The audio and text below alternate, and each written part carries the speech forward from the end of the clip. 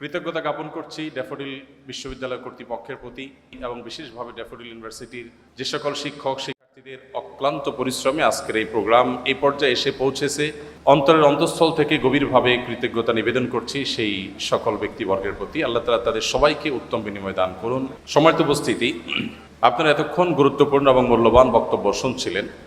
আমার কাছে আপনাদের অনেকগুলো প্রশ্ন আছে, আমরা সেগুলোর উত্তর দেওয়ার চেষ্টা করব। তার আগে আমাদের প্রিয় নবী সাল্লাল্লাহু আলাইহি সাল্লামের জীবনের একটি বিশেষ দিক, তার জীবনের একটা বিশেষ সৌন্দর্য, সেটি আমরা আপনাদের সামনে তুলে ধরার চেষ্টা করব। আমি যে বিষয় নিয়ে কথা বলতে চাই সেটা হলো আল্লাহর রাসূল সাল্লাল্লাহু আলাইহি সাল্লামের লাইফস্টাইল কেমন ছিল, নবী করিম সাল্লাল্লাহু আলাইহি সাল্লামের জীবন যাপন পদ্ধতি কেমন ছিল। আমরা সে সম্পর্কে খুব সংক্ষেপে আলোচনা করার চেষ্টা করব ইনশাআল্লাহ তাআলা। আল্লাহ সুবহানাহু ওয়া তাআলা কোরআনে হাকিমে বলেছেন, লাকাদ কানা লাকুম ফি রাসূলিল্লাহি উসওয়াতুন হাসানাহ লিমান কানা ইয়ারজুল্লাহা ওয়াল ইয়াওমাল আখিরা ওয়া যাকারাল্লাহা কাসীরা। যারা আল্লাহর প্রতি ঈমান এনেছে, আখিরাতের প্রতি বিশ্বাস স্থাপন করেছে, যারা আল্লাহকে স্মরণ করেন অনেক বেশি, সেই মানুষদের জন্য আল্লাহর রাসূলের জীবনীতে রয়েছে সবচাইতে উত্তম আদর্শ, অনুপম দৃষ্টান্ত। আল্লাহ নবী সাল্লাল্লাহু আলাইহি সাল্লামের যে লাইফস্টাইল ছিল, তার যে জীবনযাপনের পদ্ধতি ছিল, গোটা বিশ্বের সমস্ত মানুষের জন্য এর চাইতে উত্তম, এর চাইতে শ্রেয় এবং শ্রেষ্ঠ আর কোনো জীবনযাপনের পদ্ধতি বা লাইফস্টাইল হতে পারে না। কিভাবে? আমরা সেটা এই সংক্ষিপ্ত বক্তব্যে তুলে ধরার ক্ষুদ্র প্রয়াস চালাবো। আল্লাহ তাআলা আমাদেরকে সে তৌফিক দান করুন। সময়ত উপস্থিতি, আজ আমরা যেই সময়টাতে দাঁড়িয়ে প্রিয় নবী সাল্লাল্লাহু আলাইহি সাল্লামের জীবনযাপন নিয়ে কথা বলছি, তার লাইফস্টাইল নিয়ে কথা বলছি, আমরা সব সময় নবী সাল্লাল্লাহু আলাইহি সাল্লামের জীবনের যে কোনো দিক নিয়ে আলোচনা করব। আমাদেরকে নবী আলাইহিস সালামের সময়ের সেই বাস্তবতায় ফিরে গিয়ে তারপর অনুভব করার চেষ্টা করতে হবে। আমরা 2024-এ যেখানে দাঁড়িয়ে আছি, গোটা পৃথিবী আজ যেখানে দাঁড়িয়ে আছে, সেই জায়গায় থেকে যদি নবী করিম সাল্লাল্লাহু আলাইহি সাল্লামের সুন্নাহকে, তার জীবন দর্শনকে, তার জীবন আদর্শকে, তার কোনো জীবনের দিককে যদি আমরা কম্পেয়ার করি, তাহলে সেটা ভুল হবে। কারণ আজকের পৃথিবীতে অনেক কিছু অনেক সহজ হয়েছে, যেটা 1400 বছর আগের পৃথিবীতে ছিল না। আপনাকে ক্ষণিকের জন্য 1400 বরং 1450 বছর আগে ফিরে যেতে হবে, যে সেই বাস্তবতায় নবী করিম সাল্লাল্লাহু আলাইহি সাল্লাম যে যে কাজগুলো করেছেন সেটা আসলে কতটা সম্ভবপর ছিল, কতটা চ্যালেঞ্জিং ছিল, কতটা একজন মানুষের কল্পনার অতীত ছিল। এই জিনিসটি আমাদের নবী করিম সাল্লাল্লাহু আলাইহি সাল্লামের সিরাতের যে কোনো আলোকপাত করার আগে মাথায় রাখতে হবে যে আমরা আজকে 2024 সনের গল্প বলছি না, আমরা গল্প বলছি আজ থেকে 1500 বছর আগে। যেমন ধরুন জ্ঞানের কথা বলি আমরা, এখন জ্ঞান অর্জনের গুরুত্ব নিয়ে খুব বেশি ওয়াজ, নসিহত, লেকচার, বক্তব্য দেওয়ার প্রয়োজন হয় না। একজন সাধারণ কৃষক, দিনমজুর, একজন খেটে খাওয়া মানুষ, তিনিও তার সন্তানকে তার জীবনের সমস্ত কিছু দিয়ে হলেও শিক্ষিত করবার চেষ্টা করেন, কারণ তিনি জানেন যে শিক্ষা ছাড়া আজকের পৃথিবীতে কোনো গত্যান্তর নেই। কিন্তু পৃথিবী যখন 1450 বছর আগের বাস্তবতায় ছিল, যখন শিক্ষা ছিল সমাজের সবচেয়ে গুরুত্বহীন একটি বিষয়, যখন শিক্ষার কোনো মূল্য সেই সমাজে ছিল না, এইরকম সমাজের বুকে দাঁড়িয়ে সর্বপ্রথম নির্দেশ ইকরা, এটা আল্লাহর পক্ষ থেকে যে এসেছে, নবী সাল্লাল্লাহু আলাইহি সাল্লামের পবিত্র মুখ থেকে নিঃসৃত হয়েছে, উচ্চারিত হয়েছে, এটাকে, এর যথার্থতাকে, এর যথাযথ মূল্যায়ন যদি আমাদেরকে করতে হয়, তাহলে সেই বাস্তবতায় ফিরে গিয়ে তারপর ইকরা বিসমি রাব্বিকাল্লাযী খালাক আমাদেরকে পাঠ করতে হবে। সময়ত উপস্থিতি, প্রিয় নবী সাল্লাল্লাহু আলাইহি সাল্লামের লাইফস্টাইল বা তার জীবনযাপনের পদ্ধতি নিয়ে আমরা হয়তো খুব বেশি কথা বলতে পারবো না অল্প সময়ে। নবী করিম সাল্লাল্লাহু আলাইহি সাল্লাম সম্পর্কে আমরা অনেকে জেনে থাকবো যে তিনি খুব সাদাসিধে জীবনযাপন করতেন, অনাড়ম্বর জীবনযাপন করাকে তিনি খুব বেশি পছন্দ করতেন। তার জীবনে ব্যক্তিত্বের কোনো ত্রুটি দুর্বলতা কিছুই ছিল না, আবার অহমিকা, প্রদর্শনেচ্ছা, প্রদর্শনের প্রতি আগ্রহ এবং শো অফ করার মতো কোনো বিষয়, কোনো ছিটে ফোটা নবী আলাইহিস সালামের জীবনে মোটেও ছিল না। তিনি যখন চলাফেরা করতেন, কোথাও যেতেন, তার জীবনে ঘোড়ায় চড়ার ইতিহাস যেমন ছিল, অভিজাত বাহন, তখনকার যুগের ওটে চড়ার অভ্যাস যেমন তার ছিল, ঠিক একইভাবে গাধায় চড়তেও তার কখনো দ্বিধা হতো না। তিনি গাধায়ও চড়েছেন। আমরা যেরকম আজকাল কোনো সম্ভ্রান্ত, কোনো শৌখিন, কোনো বিলাসী পরিবারে বেড়ে উঠলে আমরা যে লাইফস্টাইলের সাথে অভ্যস্ত, আমরা ভিন্ন কোনো লাইফস্টাইল যদি কখনো প্রয়োজনেও আমাকে অবলম্বন করতে হয়, সেটা করতে আমরা হেজিটেশন ফিল করি, আমরা অস্বস্তি বোধ করি। আমাদের নবী করিম সাল্লাল্লাহু আলাইহি সাল্লাম এমন ছিলেন যে তিনি উঠে যেমন চড়তে স্বাচ্ছন্দ্য বোধ করতেন, ঘোড়ায় চড়তে যেরকম তার স্বাচ্ছন্দ্য হতো, গাধায়, যেটা গরিব মানুষদের বাহন, সেটাতে চড়তেও তার কখনো অস্বাচ্ছন্দ্য বোধ হতো না। প্রিয় নবী সাল্লাল্লাহু আলাইহি সাল্লামের সাদাসিধে জীবনযাপনের যে চিত্র, এটা তার খাদ্য থেকে নিয়ে তার শোয়া, তার উঠা বসা, তার কথাবার্তা, তার জীবনের প্রত্যেকটা স্তরে স্তরে আমরা দেখতে পাবো। একটি ঘটনা আপনারা অনেকে হয়তো শুনে থাকবেন। মদিনা একবার বাহির থেকে একজন আগন্তুক এলেন। প্রিয় নবী সাল্লাল্লাহু আলাইহি সাল্লাম সাহাবীদের মধ্যে বেষ্টিত হয়েছিলেন, তাদের সাথে বসেছিলেন অনেকটা আসরের মতো গোলাকার হয়ে। বাহির থেকে আসা লোকটি জিজ্ঞাসা করলেন, তিনি প্রথমে বের করার চেষ্টা করলেন যে যার কাছে আমি এসেছি, যিনি আল্লাহর নবী এবং রাসূল হিসাবে আবির্ভূত হয়েছেন, তার নাম মুহাম্মদ, লোকটি কে? সে আগন্তুক প্রথমে অনেক চেষ্টা করেও উপস্থিত লোকদের মধ্য থেকে মুহাম্মদ সাল্লাল্লাহু আলাইহি সাল্লাম কে সেটাকে তিনি বের করতে পারলেন না। তাকে কোনোভাবে যখন তিনি চিহ্নিত করতে পারলেন না, তখন লোকটি জিজ্ঞাসা করলেন, মান ফিকুম মুহাম্মদ। তিনি উপস্থিত লোকদেরকে বললেন যে তোমাদের মধ্যে মুহাম্মদ লোকটি কে আসলে? আমরা এবার আমাদের সমাজের বাস্তবতার সাথে একটু মিলাই যে আমাদের সমাজে কোনো নেতা, কোনো অনুসরণীয় ব্যক্তিত্ব, কোনো প্রভাবশালী, কোনো গুরুত্বপূর্ণ চেয়ারে বসা মানুষ, তিনি যদি তার অধীনস্থদের সাথে বসে থাকেন অথবা অধীনস্থদের সাথে নিয়ে রাস্তায় চলাফেরা করেন, তাহলে তার বডি ল্যাঙ্গুয়েজ, তার চলাফেরার স্টাইল, তার পোশাক, তার গেট আপ, তার চেয়ার, তার কথা বলার ধরন, এগুলো দেখে তাকে অন্যদের থেকে আলাদা করতে, কে নেতা আর কে অনুসারী, এটা আলাদা করতে কি আমাদের আজকের বাস্তবতায় কোনো কষ্ট হয় বা হবে? কোনো রাজনৈতিক নেতার কথা বলেন, কোনো গুরুত্বপূর্ণ পদে থাকা মানুষের কথা বলেন, তার লাইফস্টাইল, তার গেট আপ, তার কথাবার্তা, তার পোশাক আশাক, তার উঠা বসা, তার হাবভাব দেখেই যে কেউ ধরে নিতে পারবে যে উনি নেতা আর তারা অনুসারী। প্রিয় নবী সাল্লাল্লাহু আলাইহি সাল্লাম এতটা সাদামাঠা জীবন যাপন করতেন, এতটা বিনয়ী থাকতেন যে সাহাবীদের সঙ্গে যখন তিনি বসে থাকতেন, বাহির থেকে আসা মানুষ আলাদা করে তার নাম জিজ্ঞেস করে তাকে বের করতে হতো। তার বসার মধ্যে বিনয়ের ভাবটা কতটা থাকলে এভাবে তিনি সর্বস্তরের সাহাবীদের সাথে পানির সাথে যেরকম দুধ মিশে যায়, তিনি সেরকম নিজেকে মিশিয়ে ফেলতেন। প্রিয় ভাইয়েরা আমার, আমাদের সমাজে আজকাল ব্যক্তিত্বের নামে অহমিকার প্রদর্শনী হয়। আপনারা জানেন, অহংকারকে আমরা অনেকে মনে করি ব্যক্তিত্ব। প্রিয় নবী সাল্লাল্লাহু আলাইহি সাল্লামের ব্যক্তিত্বের যে চূড়ান্ত শেখরে তিনি উন্নীত ছিলেন, সেই ব্যক্তিত্বের অধিকারী পৃথিবীতে আরেকটা মানুষের জন্ম হবে না। আমরা তার ব্যক্তিত্ব নিয়ে যদি আলোকপাত করি, হয়তো অনেকগুলো দৃষ্টান্ত আমরা দেখাতে পারবো যে ব্যক্তিত্ব কতখানি ছিল, কতভাবে তার জীবনও ছিল, কিন্তু তার সেই ব্যক্তিত্ব আজকের তথাকথিত ব্যক্তিত্বের মতো অহমিকা, অহংকার মিশ্রিত ব্যক্তিত্ব ছিল না। আজ আমরা আমাদের অধীনস্থদের অধিকারের ব্যাপারে অনেকে অনেক কথা বলি। আমরা শ্রমিকদের অধিকারের কথা বলি, আমরা গৃহকর্মীদের অধিকারের কথা বলি, আমরা অনেক দুর্বল মানুষদের অধিকার নিয়ে কথা বলি। আর প্রিয় নবী সাল্লাল্লাহু আলাইহি ওয়াসাল্লাম সে সমস্ত দুর্বল মানুষদের ব্যাপারে বলতেন, ইখওয়ানুকুম খাওয়ালুকুম, তোমাদের অধীনস্থ যে ভাই ব্রাদাররা আছে তারা তোমাদের ভাইয়ের মতো, অধীনস্থ মানুষগুলো যারা আছে তারা তোমাদের ভাইয়ের মতো। আল্লাহ তাআলা জাআলাহুমুল্লাহু তাহতা আইদিকুম, আল্লাহ তাআলা তাদেরকে তোমাদের অধীনস্থ করে দিয়েছেন। অতএব তোমরা যা নিজেরা খাও তাদেরকে তা খাওয়াও, তোমরা যা পরিধান করো তাদেরকে তা পরিধান করাও।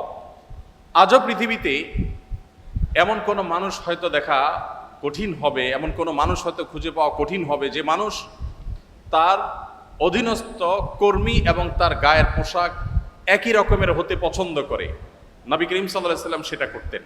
অর্থাৎ তার বিনয়, এবং তার ব্যক্তিত্ব, এই দুটির কোনোটির মধ্যে কখনো এরকম কোনো গ্যাপ থাকতো না যে সেখানে কোনো প্রকার অহমিকা প্রদর্শন হতে পারে, অহমিকা প্রবেশ করতে পারে।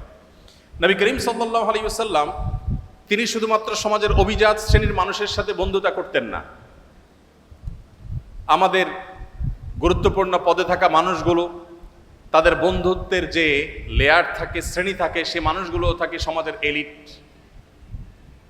একজন মন্ত্রী, একজন সংসদ সদস্য, একজন গুরুত্বপূর্ণ পদাধিকারী ব্যক্তি, তিনি তার বন্ধু বান্ধবের যে সার্কেল গড়ে তোলেন তারা তার ক্লাসের হয়ে থাকে। সাধারণত সমাজের যারা সাধারণ মানুষ থাকেন, এই মানুষগুলো এই তথাকথিত বড় বড় মানুষদের বন্ধু হওয়ার সুযোগ সাধারণত পায় না। মুহাম্মদ সাল্লাল্লাহু আলাইহি ওয়াসাল্লাম সেই মানুষ ছিলেন যে তার বন্ধুত্বের তালিকার মধ্যে যাদের নাম খুব জোরে সোরে চলে আসে তাদের মধ্যে একজন ছিলেন আবু যর গিফারী রাদিয়াল্লাহু তাআলা আনহু, যিনি নবী সাল্লাল্লাহু আলাইহি ওয়াসাল্লামকে তার খলিল, তার ঘনিষ্ঠ বন্ধু, পরম বন্ধু হিসাবে যিনি পরিচয় দিতেন। আপনারা জানেন বেলাল হাবশী রাদিয়াল্লাহু তাআলা আনহু, যিনি বাহির থেকে এসেছেন, আরবের মানুষদের মধ্যে যে বাহিরের মানুষদের প্রতি এক ধরনের মানসিকতা তাদের আছে, যে মানসিকতাটা সমালোচনাযোগ্য, বেশিরভাগ আরবের মানুষের মধ্যে সেই মানসিকতা আছে। আপনারা জানেন তারা বাহিরের মানুষদেরকে অনেকটা মানুষ মনেও করে না। এই রেসিজম তাদের মধ্যে খুব ভয়াবহ আকারে তখন ছিল। সেজন্য নবী করিম সাল্লাল্লাহু আলাইহি ওয়াসাল্লাম সেই ভেদাভেদ তুলে দিয়েছেন এবং তিনি বেলাল হাবশী রাদিয়াল্লাহু তাআলা আনহু, যিনি ইথিওপিয়া থেকে এসেছেন, ইথিওপিয়া থেকে আসা একজন নিগ্রো সাহাবীকে পরম আপন করে নিয়েছেন তা নয়, বন্ধু করে নিয়েছেন তা নয়, তার মুয়াজ্জিন হিসাবে নিয়োগ দিয়েছেন। নবী সাল্লাল্লাহু আলাইহি ওয়াসাল্লামের পরে মসজিদে যার পদ সবচেয়ে গুরুত্বপূর্ণ, সেই ব্যক্তি একজন আজাদকৃত কৃতদাস, বাহির থেকে আসা মানুষ এবং গায়ের রং যার কালো। নবী করিম সাল্লাল্লাহু আলাইহি ওয়াসাল্লামের বন্ধুদের তালিকায় এরকম আরো অনেকে ছিলেন, যার দৃষ্টান্ত দিতে গেলে হয়তো অনেকের নাম আমরা আনতে পারবো। তার যে জীবন যাপনের পদ্ধতি ছিল, তার যে লাইফস্টাইল ছিল, সেখানে আমরা দেখতে পাই তিনি মুচকি হাসতেন, অট্টহাসি সাধারণত দিতেন না, ব্যক্তিত্বের পরিপন্থী হাসি তিনি কখনো দিতেন না। তবে আবার ভাবগাম্ভীর্যটা এত বেশি ছিল না, যার কারণে তিনি স্বাভাবিক যে হাসি, স্বাভাবিক যে হাস্যরস, স্বাভাবিক যে বিনোদন, এগুলো কোনোটির কোনো ঘাটতি তার মধ্যে ছিল না, বরং তিনি মুচকি হাসি দিতেন এবং সাহাবীদের কেউ কোনো হাসির কথা বললে তিনি হাসতেন। আবার তিনিও এমন কথা বলতেন যেটাতে সাহাবীরা অনেক সময় হেসে ওঠেন, কিন্তু সে হাসিটা কখনো অট্টহাসি ছিল না, দৃষ্টিকটু হাসির পর্যায়ে ছিল না। নবী করিম সাল্লাল্লাহু আলাইহি ওয়াসাল্লামের যে বাসা ছিল, সে বাসা ছিল এতটাই সাদাসিধে, এতটাই সাদামাঠা যে আম্মাজান আয়েশা রাদিয়াল্লাহু তাআলা একটা হাদিস সহিহ বুখারীতে বর্ণিত হয়েছে, তিনি বলেছেন যে আমরা যে ঘরে আমাদের যে শোবার ঘর ছিল সেটা এতটাই ছোট ছিল যে রাতে নবী করিম সাল্লাল্লাহু আলাইহি ওয়াসাল্লাম যখন তাহাজ্জুদের জন্য দাঁড়িয়ে তাহাজ্জুদের নামাজ পড়তেন, তখন তিনি দাঁড়ানো অবস্থায় আমি পা লম্বা করে ঘুমোতে পারতাম, শুইতে পারতাম। যখন নবীজি সাল্লাল্লাহু আলাইহি ওয়াসাল্লাম সেজদায় যেতেন বা বৈঠক করতেন, তখন জায়গাটা এত সংকীর্ণ হতো যে আমার হাঁটুকে আমি গুটিয়ে নিয়ে তারপর নবী সাল্লাল্লাহু আলাইহি ওয়াসাল্লামকে সেজদার জায়গা করে দিতে হতো। প্রত্যেক রাকাতে এইভাবে আমার নবী সাল্লাল্লাহু আলাইহি ওয়াসাল্লামকে জায়গা করে দিতে হতো। এত ছোট জায়গা ছিল আমাদের থাকার ঘর। অথচ নবী সাল্লাল্লাহু আলাইহি ওয়াসাল্লাম তখন মদিনার রাষ্ট্রপ্রধান ছিলেন, তখন মদিনা রাষ্ট্র তার কর্তলগত। আমরা অনেকে কাব বিন আশরাফের বাড়িতে গিয়েছি, আমি গিয়েছি, যে কাব বিন আশরাফ নবী সাল্লাল্লাহু আলাইহি ওয়াসাল্লামের প্রতি শত্রুতা লালন করত, বিদ্বেষ পোষণ করত এবং তার শাস্তি তাকে পেতে হয়েছে। তার সে ঘরের ধ্বংসাবশেষ এখনো আছে মদিনায়। তার যে বাসা, সেটার যে চৌহদ্দি বিশাল বড় ছিল, যদিও বেশিরভাগ অংশই ধ্বংসপ্রাপ্ত হয়ে গেছে, কিন্তু তার সীমানাটা বোঝা যায়, কক্ষগুলো বোঝা যায়। যেখানে নবী সাল্লাল্লাহু আলাইহি ওয়াসাল্লামের সমালোচক এবং তার প্রতি শত্রুতা বিদ্বেষ পোষণকারীদের ঘরের আয়তন ছিল বিশাল বড়, সেখানে মদিনা রাষ্ট্রের প্রধান থাকা অবস্থায় নবী করিম সাল্লাল্লাহু আলাইহি ওয়াসাল্লামের বাসার অবস্থা ছিল এই। নবী করিম সাল্লাল্লাহু আলাইহি ওয়াসাল্লামের বাসার মধ্যে মাঝে একটা, তিনি যে ঘরে থাকতেন সেখানে মাঝে একটা রশি জাতীয় কিছু ছিল, সেখানে কাপড় ঝুলিয়ে দিতেন। বাহির থেকে আসা কারোর সাথে পর্দার আড়ালে থেকে তিনি কথাবার্তা সারতেন এবং মিটিং সিটিং করতেন। নবী করিম সাল্লাল্লাহু আলাইহি ওয়াসাল্লাম তার জীবন যাপনের পদ্ধতির মধ্যে আমরা দেখতে পাই যে তিনি নিজের হাতে কাজ করা পছন্দ করতেন। হস্তশিল্প এবং নিজের হাতে উপার্জন করাটাকে তিনি সবচেয়ে বেশি প্রায়োরিটি দিতেন এবং নিজের ছোটখাটো ক্ষুদ্র কাজগুলো নিজে করা পছন্দ করতেন, ভালোবাসতেন এবং পরিবারকে তাদের কাজে সহযোগিতা করতে তিনি পছন্দ করতেন। দাম্পত্য জীবনে যে স্বামী স্ত্রীর মধ্যে টুকটাক বোঝাপড়ার গরমিল হয়। নবী সাল্লাল্লাহু আলাইহি সাল্লামের জীবনেও এমনটি কম বেশি ঘটেছে। ছোট ছোট ইস্যু হলেও তার জীবনেও ঘটেছে। একবার একজন স্ত্রী উম্মুল মুমিনিন তার বাসায় আরেকজন স্ত্রীর বাসা থেকে একটা বাটি থেকে নবী সাল্লাল্লাহু আলাইহি সাল্লামের জন্য খাবার এলো। কাজের মেয়ে যখন খাবারটি নিয়ে আসলো, যে স্ত্রীর ঘরে তিনি ছিলেন, সতীন সুলভ যে ঈর্ষা থাকে সেই জায়গা থেকে তিনি বিষয়টিকে ভালোভাবে নিলেন না, বরং সে মেয়ের হাত থেকে বাটিটা নিয়ে ছুঁড়ে ফেলে দিলেন। বাটি ভেঙে দুই টুকরা হয়ে গেল এবং খাবারগুলো সব নষ্ট হয়ে গেল। যিনি ছুঁড়ে ফেলে দিয়েছেন তার যুক্তি ছিল, আজ প্রিয় নবী সাল্লাল্লাহু আলাইহি সাল্লাম আমার ঘরে থাকবেন, আজকে আমার পালা। যিনি তরকারি পাঠিয়েছেন, খাবার পাঠিয়েছেন, তার ব্যাপারে তার ধারণা ছিল যে তোমার ঘরে যখন যাবে সেদিন তুমি খাওয়াবে, আজকে আমার পালার মধ্যে তুমি কেন খাবার পাঠাতে গেলো? আজকে তো আমি মন ভরে নবী সাল্লাল্লাহু আলাইহি সাল্লামকে খাবার খাওয়াবো, আপ্যায়ন করবো, আর আজকে তো আমার দিন। তো এই জায়গা থেকে তিনি ছুঁড়ে ফেলে দিলেন। নবী করিম সাল্লাল্লাহু আলাইহি সাল্লাম নিজে হাতে গিয়ে সেই ভেঙে যাওয়া বাটি কুড়িয়ে নিয়ে আসলেন।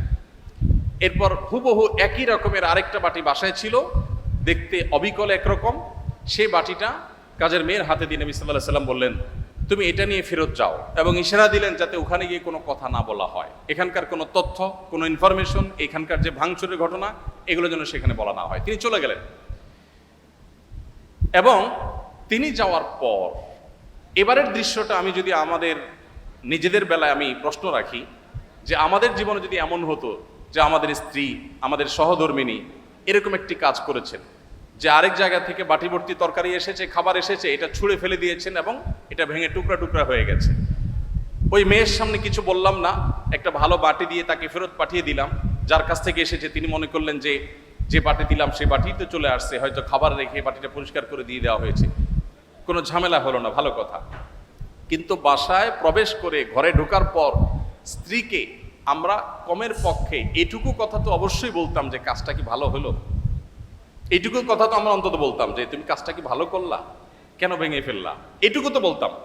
নবী করিম সাল্লাল্লাহু আলাইহি সাল্লামের এই হাদিস বর্ণনাকারী সাহাবী এরকম কোনো কথা উল্লেখ করতে পারেন না। অর্থাৎ নবী সাল্লাল্লাহু আলাইহি সাল্লাম একটি কথাও বললেন না, কারণ এখন স্ত্রীর রাগের সময়, এখন কোনো শাসনের সময় না, এখন শুধু সহ্য করার সময়, এখন শুধু সংযমের সময়। যখন সুযোগ পাবেন তখন তাকে যথাযথভাবে নসিহা করা, উপদেশ করা, তাকে বোঝানোর সে কাজটি তিনি করবেন। তো এই ছিল নবী সাল্লাল্লাহু আলাইহি সাল্লামের জীবন। তিনি সংযমী ছিলেন এবং সহনশীল ছিলেন। কেউ তাকে অসংযমী হয়েছে, রাগান্বিত হয়ে গেছে, রাগান্বিত হয়ে কখনো সীমা ছাড়িয়ে গেছে, আল্লাহ ইয়াজবিল্লাহ, এরকম কোনো দৃশ্য কেউ কখনো দেখে নেই। নবী সাল্লাল্লাহু আলাইহি সাল্লাম যিনি জীবনে পৃথিবীর আলো দেখবার আগেই বাবাকে হারিয়েছেন, মাতৃগর্ভে থাকা অবস্থায় বাবাকে হারানোর পর দুনিয়ার আলো দেখার পরপরই মাকে হারিয়েছেন। এর কিছুদিন যেতে না যেতেই একমাত্র আশ্রয় দাদাকে হারিয়েছেন। তার কিছুদিন পর যেতে যেতে না যেতেই তার একমাত্র আশ্রয়দাতা চাচাকে হারিয়েছেন। তার সবচেয়ে বড় সান্ত্বনার জায়গা তার সহধর্মিনী খাদিজা রাদিয়াল্লাহু তাআলা আনহাকে হারিয়েছেন।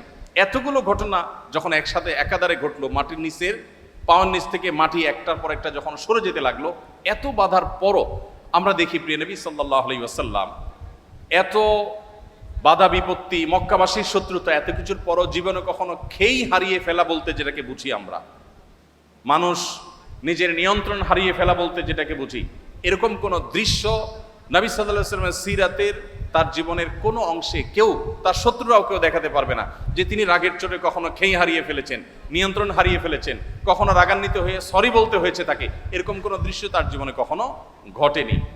তবে যদি কখনো আল্লাহর কোনো বিধান পরিপন্থী কোনো কিছু হতো, আল্লাহর কোনো আইন, আল্লাহর কোনো বিধানের বিরুদ্ধে কেউ কথা বলতো, সেরকম পরিস্থিতিতে নবী করিম সাল্লাল্লাহু আলাইহি ওয়াসাল্লাম প্রচন্ড রেগে যেতেন। কিন্তু তার সে রাগ, তার সেই ক্রোধ, সেটা কখনো তাকে খেই হারিয়ে ফেলার লেভেল পর্যন্ত নিত না।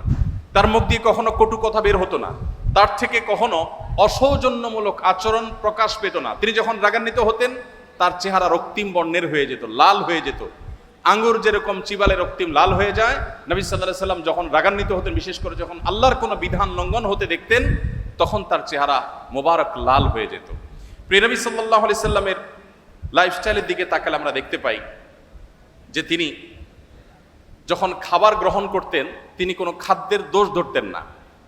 কোনো খাবার তার সামনে এলে পছন্দ হলে খেতেন, আর পছন্দ না হলে তিনি রেখে দিতেন, কখনো দোষ ধরতেন না। কানা নবী সাল্লাল্লাহু আলাইহি ওয়াসাল্লাম লা ইয়াইবু তাআমা কাত্তু, নবী সাল্লাল্লাহু আলাইহি ওয়াসাল্লাম কখনো কোনো খাবারের দোষ ধরতেন না। এই হাদিসের মধ্যে কত্তু একটা শব্দ এসেছে শামাইলে তিরমিজিতে। কত্তু মানে হলো কখনো, তার মানে তার জীবনে কখনো খাবারের দোষ ধরার ঘটনা ঘটেনি। আমরা অনেক মুসলমান আছি, অনেক গুণে গুণান্বিত। আমি জানি না এরকম মুসলমান আমাদের সমাজে কয়জন আছেন। আমরা এখানে যারা আছি তারা কেউ বলতে পারবো কিনা যে আমার এই ক্ষুদ্র জীবনে, ফেলে আসা জীবনে আমি কখনো কোনো খাবারের দোষ ধরি নাই। আমার ভালো লাগছে তো খাইছি, আর না হলে নাই। খাবারের দোষ ধরেন নাই জীবনে কখনো, এরকম মানুষ এখানে আছেন? একজন আছি আমরা? থাকলে হাত তুলতে পারেন। একজন হাত তুলছেন। আপনি খাবারের দোষ কখনো ধরেন নাই? কিভাবে সম্ভব? খাবারের দোষ কখনো ধরেন নাই? লবণ কম হয়েছে, এর চেয়ে ভালো হইতে পারতো, এরকম কখনো বলেন নাই? মাশাআল্লাহ, তো আপনি তো মহামানব। বসেন। দেখুন, এক এলাকায় একজন হুজুর ছিলেন। এলাকার প্রায় সব বাসায় হুজুরের দাওয়াত খাওয়া শেষ। কোনো মহিলা রান্না করে ওই হুজুরকে খাবার খাইয়ে কখনো শান্তিতে থাকতে পারতো না। প্রত্যেকটা দাওয়াতের পর ওই হুজুর একটা না একটা দোষ বাইর করতেন। হয় এখানে লবণ একটু কম হয়েছে, না হলে ওখানে হলুদটা একটু কম হয়েছে, কালারটা একটু ত্রুটি আছে, কোনো না কোনো দোষ তিনি ধরতেন। সে এলাকায় একজন শিক্ষিত পুত্রবধূ এলেন বাহির থেকে। আসার পর তিনি এই হুজুর সম্পর্কে যখন ধারণা পেলেন যে একজন হুজুর আছেন, এই হুজুরের কেউ খাইয়ে সন্তুষ্ট করতে পারেন না, উনি একটা না একটা দোষ ধরেন। যদিও হুজুর মানুষ দোষ ধরার কথা না, নবী সাল্লাল্লাহু আলাইহি ওয়াসাল্লাম সুন্নাহর খেলাফ। যাই হোক, এটা কতটা বাস্তব ঘটনা তাও জানি না, বাকি গল্প হিসাবে শিক্ষণীয় সেই হিসাবে বলা। তো পরে ওই শিক্ষিত পুত্রবধূ তিনি হুজুরের সমস্ত দোষগুলোর তালিকা করলেন যে উনি কোন কোন দোষ ধরেন সাধারণত। সবগুলোকে নোট করে এমনভাবে একটা রান্না তিনি দিলেন যে রান্নাতে হুজুরের দোষ ধরার কোনো ফাঁক রাখলেন না, সব পারফেক্ট রাখলেন। এরপর হুজুরকে দাওয়াত দিয়ে খাওয়ালেন। খাওয়ার পরে এবার পুরুষদের দিকে দিয়ে জিজ্ঞাসা করলেন, এবার হুজুরকে জিজ্ঞাসা করো আজকের খাবার কেমন হয়েছে, কমেন্ট করতে বলো। এখন বেচারা হুজুর দেখলেন যে আসলে কোনো কমেন্ট করার জায়গা নেই, তো এবার বললেন যে আসলে এত ভালো ভালো না, এত ভালো ভালো না। তো যে ভদ্রলোক বলেছেন যে আপনি কোনো দোষ ধরেন নাই কখনো, আমি জানি না যে আপনি এই টাইপের কোনো দোষ ধরেছেন কিনা কখনো। যাই হোক, তো আমাদের নবী করিম সাল্লাল্লাহু আলাইহি ওয়াসাল্লাম সাধারণত কখনো খাবারের দোষ ধরতেন না, কারণ মেয়েরা কষ্ট করে রান্না বাড়া করেন। আমরা যদি একদিন এই দায়িত্বটা পালন করি তাহলে আমরা হাড়ে হাড়ে টের পাবো যে রান্না করা এটা কত মজার কাজ। সব ঘরেই পুরুষরা, অনেক পুরুষরাই বা বেশিরভাগ পুরুষরাই চেষ্টা করে মাঝে মধ্যে একটু শখ করে রান্না বাড়া করবেন। আমি একবার রান্না বাড়া করেছিলাম, আমার মনে আছে, তরকারি রান্না করেছিলাম যখন আমি সৌদি আরবে ছিলাম। আমার ফ্যামিলি আমার সাথে ছিল, মিসেস হসপিটালে ভর্তি ছিলেন, তো বাচ্চাদের জন্য আমার মনে আছে আলু এবং ডাল দিয়ে একটা তরকারি রান্না করেছিলাম। দুর্ভাগ্যের বিষয় যে সেই তরকারি আমি ছাড়া পরিবারের সদস্যদের কেউ খায়নি। বহুত ফজিলত বর্ণনা করলাম, বহুত বোঝানোর চেষ্টা করলাম, বাচ্চারা কেউ সেটা ছুঁয়েও দেখেনি, তারা জাস্ট উপহাস করে ছেড়ে দিয়েছে। অথচ সে আলু আর ডাল রান্না করতে যে পরিমাণ কষ্ট আমার গেছে, যে পরিমাণ ঘাম আমার ঝরেছে, যে পরিমাণ পেরেশানি আমার হয়েছে, সেটা আমি বলে তাদেরকে বোঝাতে পারতাম না। তো আমরা যারা কথায় কথায় খাবারের দোষ ধরি, আমাদের নবী সাল্লাল্লাহু আলাইহি ওয়াসাল্লামের এই সুন্নাত থেকে শিক্ষা নেওয়া উচিত যে মা বোনদের, আমাদের স্ত্রীদের, মহিলাদের খাবার যদি কখনো পছন্দ হয় আমরা খেলাম, আর অপছন্দ না হলে আমি খেতে চাচ্ছি না, অপারগতা প্রকাশ করলাম, আমরা দোষ ধরবো না। কঠিন, কিন্তু এই কাজটা আমাদেরকে করতে হবে যদি আমাদেরকে আদর্শ মুসলমান হতে হয়। আল্লাহ আমাদের সবাইকে সেই তৌফিক দান করুন। তো নবী করিম সাল্লাল্লাহু আলাইহি ওয়াসাল্লাম তিনি খাবারের কখনো দোষ ধরতেন না, আর খাবার খুব কম পরিমাণে খেতেন। অনেক সুন্নত আমল করা যায়, এই সুন্নতের আমলটা অনেক কঠিন। খাবারের পরে মিষ্টি খাওয়া সুন্নত, এরকম একটা কথা আমাদের সমাজে প্রচলিত আছে, যদিও এর কোনো ভিত্তি নাই। আমরা নিজেদের প্রয়োজনে খাবারের পরে ডেজার্ট খেতে ভালো লাগে, সেজন্য আমরা হাদিস বানিয়ে নিয়েছি যে খাবারের পরে মিষ্টি খাওয়া সুন্নত। নবী করিম সাল্লাল্লাহু আলাইহি ওয়াসাল্লাম মিষ্টান্ন পছন্দ করতেন, মিষ্টি জাতীয় খাবার তিনি পছন্দ করতেন। এর মানে এই না যে যে কোনো খাবারের পরে আলাদা করে মিষ্টির জন্য তিনি ডেজার্টের অপশন রাখার জন্য বলতেন। আগে হতে পারে, পরে হতে পারে, মাঝে হতে পারে, মিষ্টি তিনি পছন্দ করতেন, সেটা ভিন্ন কথা। বাট খাবারের পরে মিষ্টি খেতে হবে আলাদা করে, এরকম কোনো কথা কোনো হাদিস দ্বারা প্রমাণিত হয় না। তো নবী করিম সাল্লাল্লাহু আলাইহি ওয়াসাল্লাম তিনি খাবার খেতেন পরিমাণে অনেক কম। আপনারা জানেন যে তার সুস্পষ্ট হাদিস রয়েছে, নির্দেশনা রয়েছে। তিনি বলেছেন আমাদের স্টমাককে 3 ভাগের 1 ভাগকে সলিড খাবার দিয়ে, আরেক ভাগকে পানীয় দিয়ে পরিপূর্ণ করতে, আরেক ভাগকে তিনি খালি রাখতে বলেছেন, এবং এটা আমাদের সুস্থ থাকতে সহায়ক ভূমিকা পালন করে। নবী সাল্লাল্লাহু আলাইহি সাল্লামের এই সুন্নাহ লাইফস্টাইলের এই সুন্নার গুরুত্ব আজকাল আলহামদুলিল্লাহ ওয়াজ করে বোঝানোর প্রয়োজন হয় না, বরং এই সুন্নার গুরুত্ব আমাদের সমাজে অনেকেই খুব সুন্দরভাবে বুঝতে পারেন। দেখুন, নবী করিম সাল্লাল্লাহু আলাইহি ওয়াসাল্লাম তার এই সুন্নাহ, এখন ডাক্তাররা আমাদেরকে বলেন যে পেট পুরে খাওয়া যাবে না, ওয়াটার ফাস্টিং করতে হবে, ইত্যাদি ইত্যাদি। তো তার এই সুন্নাহ লাইফস্টাইলের যে উপকারিতা আছে, স্বাস্থ্যগত উপকারিতা আছে, সেগুলো আমার মনে হয় না যে আর বলার কোনো অপেক্ষা রাখে। নবী করিম সাল্লাল্লাহু আলাইহি সাল্লামের এই সুন্নাটির আমল আমরা মুসলমানদের চাইতে দুঃখজনক হলেও সত্য অমুসলমানদের মধ্যে বেশি দেখি। আমরা মুসলমানরা যতটা উদরপূর্ণ করে খেতে পছন্দ করি, বিশেষ করে বাংলাদেশের মানুষ আমরা যতটা উদরপূর্ণ করে খেতে পছন্দ করি, পৃথিবীর অনেক উন্নত দেশ আছে, সে দেশের মানুষরা আমাদের মতো এইভাবে গলা পর্যন্ত খেতে সাধারণত পছন্দ করে না। নবী করিম সাল্লাল্লাহু আলাইহি সাল্লামের লাইফস্টাইলের মধ্যে আমরা দেখি, তার জীবনযাপনের পদ্ধতি দেখি যে তিনি এশার নামাজের পরপর শুয়ে যেতেন। কানান নবী সাল্লাল্লাহু আলাইহি সাল্লাম লা ইয়ানামু ক্বাবলাল মাগরিব ক্বাবলাল ইশা। নবী সাল্লাল্লাহু আলাইহি সাল্লাম এশার আগে ঘুমোতে অপছন্দ করতেন এবং এশার পরে কথাবার্তা বলাটাকে অপছন্দ করতেন। নাহার নবী সাল্লাল্লাহু আলাইহি সাল্লাম আনিস সামরি বাদাল আয়েশা। আমাদের আয়েশা বলেছেন, এশার পরে জেগে থাকা, কথাবার্তা বলা, আড্ডা দেওয়া, এটা নবী সাল্লাল্লাহু আলাইহি সাল্লাম একেবারে অপছন্দ করতেন। আপনারা দেখবেন পৃথিবীর যে সমস্ত দেশগুলো এগিয়ে গেছে, যাদেরকে আমরা উন্নত বলি, সেরকম দেশগুলোর প্রায় সব দেশগুলোর একটা কমন কালচার হলো তারা দেখবেন রাতে সন্ধ্যার পরপর শুয়ে পড়ে এবং ভোরে তারা উঠে কাজে চলে যায়। আমি যে সমস্ত দেশে যাওয়ার সুযোগ হয়েছে তার সবগুলো দেশে আমি একই চিত্র দেখেছি, ভিন্ন কোনো চিত্র দেখি নেই। দুর্ভাগ্যজনক বিষয় যে আমরা বাংলাদেশ শুধু নয়, সমস্ত মুসলিম দেশগুলো, যতগুলো মুসলিম দেশে আমার যাওয়ার সুযোগ হয়েছে, সমস্ত মধ্যপ্রাচ্যের সব দেশগুলোতে প্রায় আমাদের লাইফস্টাইলটা হলো নবী সাল্লাল্লাহু আলাইহি সাল্লামের এই হাদিসের এবং এই সুন্নাহর সম্পূর্ণ ব্যতিক্রম বা উল্টো। রাত যত গভীর হয় আমাদের আড্ডা তত জমে। আপনি দেখবেন আমাদের দেশে টেলিভিশন চ্যানেলগুলোর সবচাইতে হট এবং সবচাইতে গুরুত্বপূর্ণ প্রোগ্রামগুলো সব থাকে রাত 9টা, 10টা, 11টা এই সময়টাতে, সবচাইতে পিক টাইম, যেটা আমাদের আসলে ঘুমের টাইম হওয়ার কথা ছিল। আমাদের ঢাকা শহর এমনি জ্যামের শহর, কেউ যদি ঢাকা শহরের জ্যামের একেবারে পিক আওয়ার দেখতে চায় তাহলে তাকে ঢাকা শহরে অফিস টাইমের শুরুর দিকে যেরকম দেখতে আসতে হবে, আবার সন্ধ্যার পর থেকে তাকে ঢাকা শহরে প্রবেশ করতে হবে, তাহলে সে জ্যামের পিক আওয়ার দেখতে পাবে। আপনি উন্নত অনেক দেশে গেলে দেখবেন যে সে সমস্ত দেশে সন্ধ্যার পর থেকে রাস্তাঘাট ফাঁকা হতে থাকে। রাত 9টা 10টা হয়ে গেলে রাস্তাঘাটে কোনো গাড়ি খুঁজে পাওয়া যায় না, সবাই ঘুমিয়ে পড়ে। তো নবী সাল্লাল্লাহু আলাইহি সাল্লামের এই সুন্নাহকে তারা ফলো করেছেন, জেনে হোক না জেনে হোক, বুঝে হোক না বুঝে হোক, তার সুফল তারা পাচ্ছেন, আর আমরা ফলো না করে আমরা তার কুফল ভোগ করতে হচ্ছে। বাংলাদেশের যে হেফজোখানা মাদ্রাসাগুলো আছে, এই মাদ্রাসাগুলোর যে সাফল্য মূলধারা মিডিয়াতে সেগুলো কখনো উঠে আসে না, কিন্তু আপনারা জানেন যে পৃথিবীর 100, 110, 20টি দেশের সাথে কম্পিটিশন করে আমাদের মাদ্রাসা, আমাদের দেশের হেফজোখানার ছাত্ররা তারা প্রথম, দ্বিতীয়, তৃতীয় স্থান অর্জন করে তারপর দেশে ফিরে আসে। তাদেরকে মূল্যায়ন করা হয় না যদিও, কিন্তু আমরা জানি যে তারা রাষ্ট্রের তেমন কোনো সুযোগ সুবিধা একেবারেই পায় না। তারপরও এই কোণঠাসময় পরিস্থিতির মধ্যে থেকে তারা গোটা বিশ্বের 100-150 দেশকে পেছনে ফেলে তারা প্রথম, দ্বিতীয়, তৃতীয় স্থান প্রায় প্রতি বছর অর্জন করে আমাদের ছেলেরা দেশে ফিরে আসে। এই যে আমাদের দেশে হেফজোখানাগুলোর যে সাকসেস, তাদের যে সাফল্য, এটার রহস্য কি, সিক্রেট কি?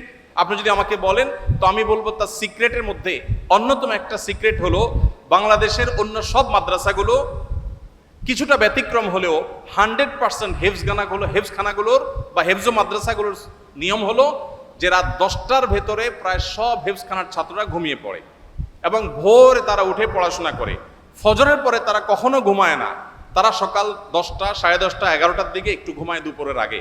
আর ঠিক এই জিনিসটাই সুন্নাহ এবং নবী সাল্লাল্লাহু আলাইহি সাল্লাম এটাই করতে বলেছেন, এবং এর ফলশ্রুতিতে এবং আরও নানা কারণে আমাদের হেফজোখানার শিক্ষার্থীরা মাত্র 1.5 থেকে 2 বছরের মধ্যে কোরআনে কারিমের মতো এত বিশাল বড় গ্রন্থ এই পুরাটুকু তাদের বক্ষে তারা ধারণ করে ফেলতে সক্ষম হয়।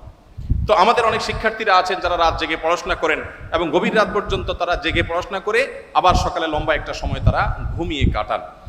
তো নবী সাল্লাল্লাহু আলাইহি সাল্লামের সুন্নাহর পরিপন্থী এটি, এবং তার লাইফস্টাইল ছিল যে তিনি এশার পরে শুয়ে পড়তেন, একদম কথাবার্তা বলা পছন্দ করতেন, যত আলাপ সালাপ সব এসার আগে করতেন। নবী করিম সাল্লাল্লাহু আলাইহি সাল্লামের যে জীবনযাপনের পদ্ধতি, তার যে লাইফস্টাইল ছিল, সেখানে আমরা দেখতে পাই তিনি প্রতি সপ্তাহে 2টা করে রোজা রাখতেন, সোমবার এবং বৃহস্পতিবার, আর প্রতি মাসে 3টা করে রোজা রাখতেন, চাঁদের 13, 14, 15। আমাদের যে মাঝে মধ্যে ফাস্টিং করা উচিত, এটা আমাদের ডাক্তাররা এখন বলেন, আমাদের চিকিৎসকরা এখন বলেন যে আমাদের মাঝে মধ্যে না খেয়ে থাকা উচিত, এটা আমাদের স্বাস্থ্যের জন্য ভালো। নবী করিম সাল্লাল্লাহু আলাইহি সাল্লাম সেই কাজটি করতেন সেই 1450 বছর আগে থেকেই। নবী করিম সাল্লাল্লাহু আলাইহি সাল্লাম যখন কথা বলতেন, তিনি কারোর সাথে যখন কথা বলতেন পরিপূর্ণ মনোযোগী হয়ে কথা বলতেন। কখনো ঘাড় ফিরিয়ে অহমিকা প্রদর্শন হতে পারে, অবজ্ঞা বোঝা যেতে পারে, এভাবে কোনোদিন কারোর সাথে কথা বলতেন না। নবী করিম সাল্লাল্লাহু আলাইহি সাল্লামের সিরাতের একটি দিক আমরা হয়তো অনেকে ইতিপূর্বে নাও শুনে থাকতে পারি, তা হলো তিনি যেরকম পৃথিবীর ইতিহাসের সবচেয়ে শ্রেষ্ঠ বক্তা ছিলেন, তার বক্তব্য যেরকম সবচেয়ে সুন্দর ছিল সব দিক থেকে, তিনি কিন্তু পৃথিবীর সবচাইতে শ্রেষ্ঠ শ্রোতাও ছিলেন। যখন তিনি কারোর সাথে কথা বলতেন বা কারোর কথা তিনি শুনতেন, তখন পরিপূর্ণ মনোযোগ দিয়ে শুনতেন, ঘাড় ঘুরিয়ে কারোর কথা শুনতেন না, পরিপূর্ণ মনোযোগ দিয়ে শুনতেন। যখন কেউ কথা বলতো, তিনি কথা বলে থামার আগ পর্যন্ত নবী সাল্লাল্লাহু আলাইহি সাল্লাম সাধারণত ইন্টারফেয়ার করতেন না। যখন কেউ তার সাথে হ্যান্ডশেক করতো, মুসাফা করতো, তখন তিনি নিজে থেকে হাতটা ছাড়াতেন না, বরং যিনি মুসাফা করেছেন তিনি ছাড়ানো পর্যন্ত অপেক্ষা করতেন।